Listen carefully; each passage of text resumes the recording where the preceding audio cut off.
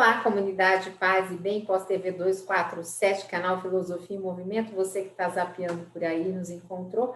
Este é o Mulheres e Mitos, eu sou a Carla Pavão e hoje nós vamos continuar com a Fernanda Carlos Borges o texto o livro que ela já começou estudando aqui conosco, que é o Martelo das Feiticeiras, do Maleus Maleficarum. Tudo bem, Fernanda? Tudo bem? Então, gente, olha, eu quero agradecer vocês por terem feito bastante comentários no último vídeo, dizendo que queriam, né, que a gente continuasse estudando juntas, que eu continuasse apresentando para vocês esta tese católica inquisidora contra as bruxas, né? Vocês ficaram chocadas, realmente é chocante, e é exagerado, né? Mas mostra para a gente como que foi construída essa ideologia anti-mulher, que até hoje tem consequências nas nossas vidas, né? Hoje já mudou alguma coisa, mas tem resíduos disso ainda na subjetividade masculina, né? De mulher como uma coisa perigosa, que tem que ser controlada, que é ela que estraga tudo e destrói a humanidade.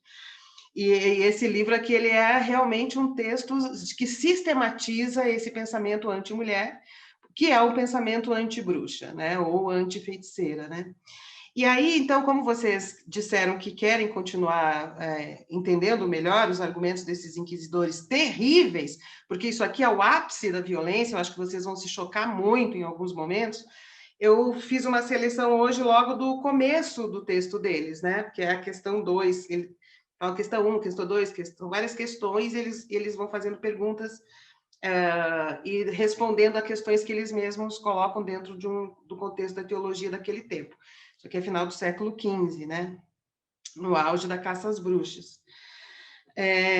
Então, eu escolhi uns trechinhos aqui, eu vou ler para vocês e a gente vai comentando, né? Essa primeira parte aqui da questão 2 é imensa, são, sei lá, 6, 7, 8, 9, várias páginas. Então, eu separei uns parágrafos e vou ler para vocês e a gente vai comentando. Certo? E aí, gente, se vocês ficarem com questões a respeito disso, comentem, põem lá nos comentários e a gente traz, né, vai trazendo nos próximos vídeos. A questão que ele abre, essa aqui, a segunda questão, né, é se o diabo pode destruir a humanidade sozinho ou se ele precisa de algum agente, de algum junto com ele, né? Essa é a questão, a grande questão que ele abre aqui. Aí ele diz que, olha, na teologia tem gente que acha que sim, que o diabo pode agir sozinho e tal, mas eu faço parte de uma turma de pessoas que acha que não, que o diabo, para agir, ele age melhor se tiver ajuda de outros seres, né? No caso, as mulheres que se transformam em bruxas. Só que para eles, a gente vai entender mais para frente em alguns trechos que eu vou trazer para vocês, toda mulher tem uma predisposição para ser essa cúmplice do diabo, né? E algumas cedem e outras não, mas todas podem ceder por princípio, pela própria natureza corruptível da mulher, né? E aí ele diz assim, ó, então os que acham, concordam com isso, concordam com ele, né? Que o diabo é incapaz de tão facilmente, tão prontamente, causar males por si só à humanidade, pois que só os pode causar por intermédio das bruxas, não obstante serem elas suas servas. Então, parece que ele está dizendo, parece que é a bruxa que tem poder, mas quem tem poder é o diabo, ele que dá o poder para elas e ele age por meio delas. Eu sou dessa posição teológica, né? Aí ele diz assim, para muitos, essa opinião é comprovada pelas Sagradas Escrituras e também pela sua glosa, pois é o que nos diz o terceiro capítulo da Epístola de São Paulo, os Gálatas. Daí ele cita, né? Ó insensatos Gálatas, quem vos fascinou a vós para que deixasseis de obedecer à verdade? Então, esse fascinou a vós, ele vai dizer, são as mulheres. Eles descontextualizam tudo, né? Como se faz hoje os neopentecostais ainda, né? Tira o trecho de contexto e insere a mulher lá, né? Eu acho que às vezes é realmente no contexto, assim, porque tem trechos bíblicos, na fala de Jesus não tem, mas nos que escrevem, né, em nome do mesmo Paulo, tem realmente trechos machistas, mas não é Jesus, é o Paulo. É Paulo, sim. Paulo é Paulo, Jesus é Jesus, né? Mas tem mesmo, então, assim, e mesmo na teologia católica tradicional também, Santo Agostinho, ele vai citar aqui várias vezes, fala horrores sobre as mulheres. Então, assim, é realmente, mas assim, claro, eu não quero dizer com isso que isso é a intuição machista divina deles, eles estão num contexto cultural machista. Então, eles, embora eles tenham tido ideias interessantes de uma coisa ou outra, eles também têm a influência da cultura do seu tempo, que é uma cultura machista. Então, eles reproduzem, eles justificam a cultura machista na construção teológica deles. Então, é preciso lê-los sabendo que eles são pessoas daquele tempo, daquele contexto, e podem ser, e isso pode ser excluído da razão, né? Assim como no Velho Testamento tem ótimos argumentos para que se tenha escravos. Tá lá, o Velho Testamento está cheio de argumentos a favor da escravidão, porque como que se deve tratar escravos, e nem por isso a gente vai dizer assim, então a sociedade tem que voltar a ser escravocrata. A gente fala, não, isso aqui era do tempo deles, eles tinham escravos, por isso que eles estão falando assim. Então, a mesma coisa, olha, é uma sociedade, uma cultura machista, por isso que eles estão fazendo assim. Não é que as mulheres, hoje a gente lendo pode dizer isso, né? Tomar cuidado com também a letra do texto, né?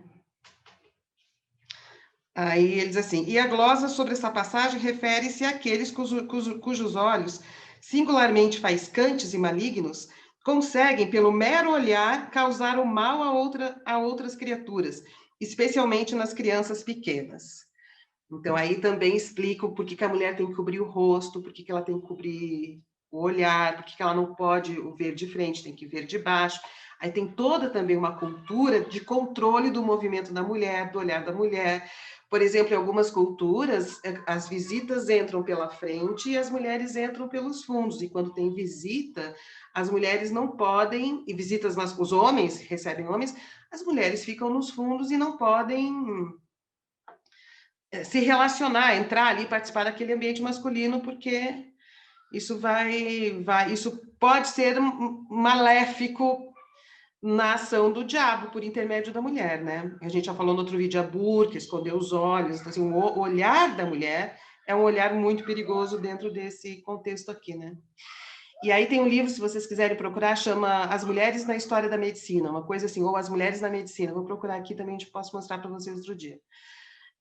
Eles também, durante muito tempo, as mulheres foram proibidas de exercer a medicina, porque no argumento deles, as mulheres no ambiente médico iam causar perturbações emocionais, sexuais, então a presença dela ia ferrar com a objetividade do trabalho do médico. Então, olha, isso recente, século XIX. Então, você vê como ainda tem uma influência, ainda assim, século XIX, isso aqui é século XV, né? Então, como tem durante séculos isso aqui ainda perdura, perpassa na cultura. Claro que, nos últimos tempos, o movimento feminista, com o apoio de alguns homens que entendem o absurdo disso, a gente tem conseguido fazer com que essas ideias negativas sobre as mulheres cada vez mais se afastem da regência do nosso convívio social, né? Mas elas ainda surgem, permanecem, resistem em alguns ambientes. Aí ele diz assim, a Avicena é também da mesma opinião sobre essa questão do olhar da mulher, né? Ao dizer, muitíssimas vezes a alma consegue ter tanta influência sobre o corpo de outrem quanto a tem sobre o próprio corpo, pois é essa influência que qualquer pessoa tem sobre a outra ao atraí-la e ao fasciná-la pelo olhar. Então, mas aqui ele está explicando. A gente sabe mesmo que o olhar entre as pessoas tem influência, né? A gente até fez um vídeo sobre mal olhado, né? Que é um olhar que, às vezes, você olha aquela pessoa com desprezo, ela cai na posição da desprezada, né? Você olha com aquela pessoa por cima, automaticamente você põe por baixo. Então, tem todo um jogo aí de compositivo biomecânico que explica um pouco essa composição que a gente fala que é pelo olhar, mas não é só pelo olhar, é por toda a atitude nessas relações de poder e de colocar cada qual no seu lugar, né? É muito diferente disso aqui que eles estão falando mesmo. Aqui ele está falando de um jeito mais fantasioso mesmo, né? E para focar o olhar específico da mulher e mais perigosamente ainda da mulher que vira bruxa, né? Aí ele cita aqui outros filósofos que concordam com isso e tal. Aí filósofos não, teólogos, né? Aí ele diz assim, e assim as mulheres, a fim de causar alterações nos corpos de outras pessoas, às vezes se servem de certos elementos que ultrapassam nossa compreensão, mas não sem a ajuda do diabo. Então, ele está dizendo, ó, a gente pode não entender esse efeito que o olhar da mulher tem sobre os homens, essa coisa perigosa, assim como a gente não entende, ele fala em cima, a força do ímã sobre os metais. Ele não sabia ainda, não conhecia a energia, o magnetismo, né? Não tinha teoria para isso. Olha, acontece aquilo ali, o ímã atrai, já é um mistério, a gente não sabe como, mas tem. A mesma coisa é o olhar da mulher. Tem um poder, a gente não sabe explicar, mas isso existe, né? Mas ela não faz isso sem a ajuda do diabo. Tem que, assim, é um poder que a gente não conhece, mas a gente sabe que é com a ajuda do diabo. Ele continua dizendo, então, vários poções, elementos, objetos que as bruxas, que são as mulheres, usam para corromper a alma dos homens, né? E porque tais remédios são misteriosos, não lhe devemos atribuir aos poderes do diabo como havemos de atribuir às fórmulas mágicas forjadas pelas bruxas. Tá, porque daí ele quer dizer assim, poderia-se dizer, então, que as poções, as magias que as bruxas usam pode ser apenas forças de elementos da natureza, assim como o ímã atrai o ferro, a gente não sabe que mistério é esse, mas é uma coisa da natureza, não precisa ser diabo. Aí ele vai explicar que não, que no caso da bruxa sempre é ação do diabo. Então, os chás, os amuletos, os cânticos, tudo que a bruxa faz, ela pode ser uma tecnologia da própria bruxa, mas o que dá poder àquela tecnologia da bruxa, ele não usa a palavra tecnologia, né? Mas o que dá poder a essa manipulação, esse conhecimento da bruxaria é o diabo. Isso aqui também eu acabei de falar da medicina, é algo muito importante que a gente precisa reforçar e também está na introdução deste livro aqui, que é assim. Porque aqui, inclusive, na introdução desse livro, a Rosemarie Muraro deixa bem claro isso, que é o seguinte, esse período também é um momento em que estão se desenvolvendo as faculdades de medicina, onde só homens frequentavam, mulheres não frequentavam. E aí, quem que cuidava dos corpos neste período, antes do advento dessa medicina, que no início era uma medicina masculina? Eram as mulheres que eram as parteiras, quer dizer, nascimento de todas as pessoas, estava sob o cuidado das parteiras. Bom, então é um poder muito grande o da parteira. Naqueles tempos tinha muitos filhos, a parteira era uma função social fundamental. Eram as mulheres que conheciam as ervas, os chás, os emplastos, que fala, né? Eram as mulheres que tinham domínio sobre a cura, sobre a saúde. E isso é um poder muito grande das mulheres, né? São esse conhecimento tradicional de cuidados com relação à saúde, inclusive do parto. Esse também é um período em que as grandes escolas de medicina masculinas, que naquela época eram só os homens que frequentavam, só eles podiam frequentar, se desenvolviam também. Então, ela vai dizer aqui neste livro que também há aqui uma tentativa de tirar da mulher o poder sobre a saúde, de ela ter esse estatuto social de ser alguém que cuida da saúde das pessoas, que isso é um poder muito grande, né? Então, ele está aqui tentando difamar essas práticas das mulheres que sabiam mexer com ervas, com chá, com alimento, enfim, esses conhecimentos de cura mesmo tradicionais que elas tinham, para tirar elas da área e irem abrindo espaço para que os homens exercessem esse poder sobre os corpos, sobre a saúde, Isso me né? lembrou o filme da Maria Montessori, que eu assisti. Meu Deus, aquela mulher comeu um pouco de água amassou, literalmente, para poder se formar médica e fazer alguma coisa na vida dela, né? Nesse Foi livro da difícil. história das mulheres na medicina, mostra que as primeiras mulheres médicas, elas iam fazer os concursos só com sobrenome. Por exemplo, Fernanda Carlos Borges, eu me escrevia com Borges, F, né? F. Borges, que é o que se fazia.